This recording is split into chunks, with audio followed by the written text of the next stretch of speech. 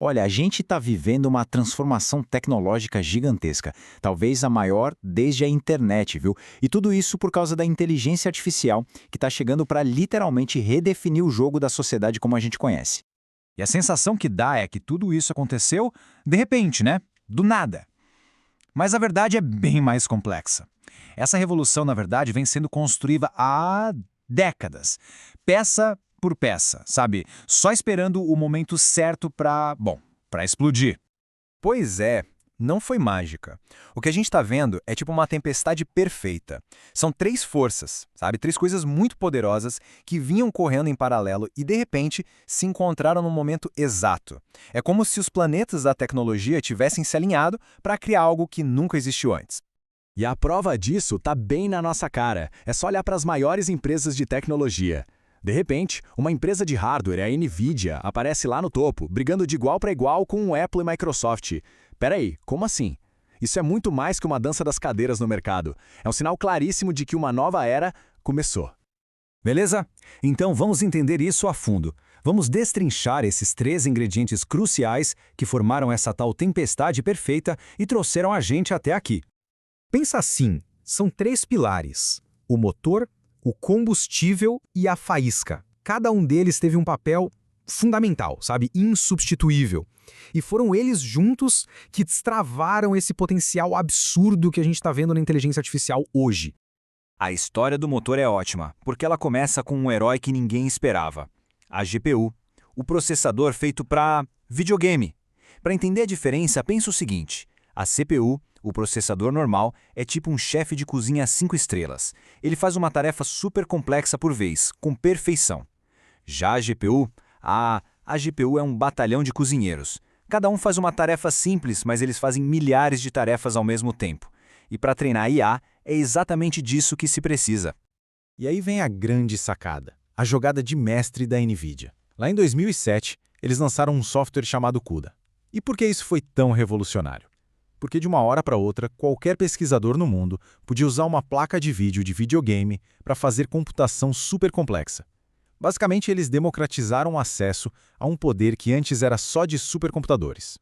Ok, o motor a gente já tem, mas até o motor mais potente do mundo não serve para nada sem combustível, certo? Então vamos para o segundo pilar para ver como essa história continua. E de onde veio esse combustível todo? Da gente. Com a explosão das redes sociais lá pelos anos 2000, a gente começou a criar um volume de dados que é simplesmente inimaginável. Pensa em tudo. Facebook, Twitter, blogs, cada post, cada foto, cada comentário virou parte de um gigantesco livro didático digital para o mundo. E era exatamente esse livro que as IAs precisavam para aprender sobre nós, sobre como a gente se comunica, como a gente vive. Então tá, a gente já tem um motor roncando, super potente, o tanque de combustível está transbordando de dados. O que faltava? Faltava a faísca, aquele clique para dar partida em tudo. E essa faísca veio com um nome, Transformer. Foi uma nova arquitetura ou um novo jeito de pensar IA. Pensa que, até então, as máquinas liam palavras. Com o Transformer, elas passaram a entender o contexto, a nuance, a piada, a ironia, a relação entre as palavras. Era a peça do quebra-cabeça que faltava para uma comunicação realmente inteligente. Então, esse é o ponto-chave, a hora que tudo se encaixa.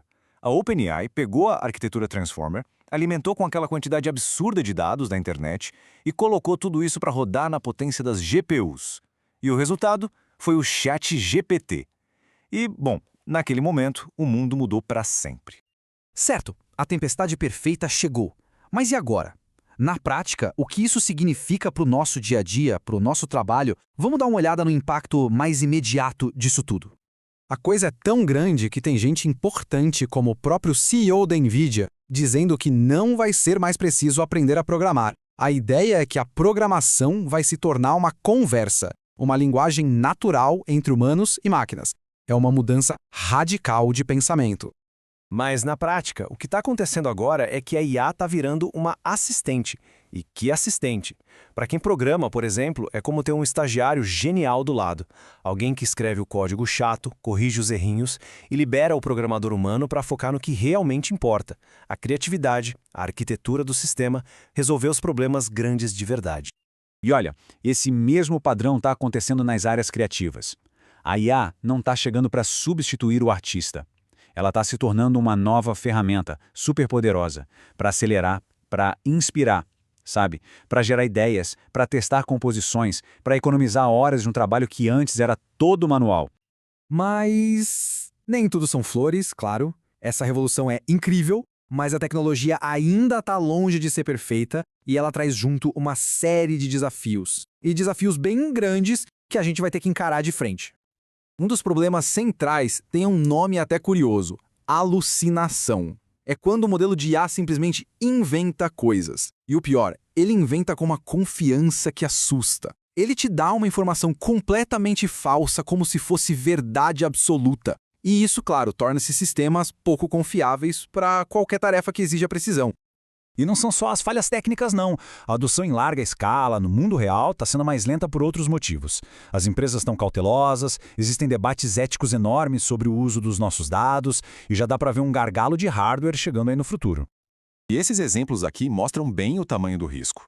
A gente está falando de perdas financeiras de bilhões de dólares por causa de uma falha pública, da imprevisibilidade desses modelos e, talvez o mais preocupante, da ameaça real de desinformação em massa com vídeos e textos falsos que são cada vez mais difíceis de identificar. No fim das contas, é importante lembrar que essas ferramentas são um espelho, um reflexo de tudo que a gente como humanidade colocou na internet. Elas aprendem com o nosso conhecimento coletivo, com o nosso melhor e o nosso pior. E isso nos deixa com uma pergunta fundamental. Já que a IA aprende com a gente, o que a gente quer ensinar para ela a seguir? Essa responsabilidade, no final, é toda nossa.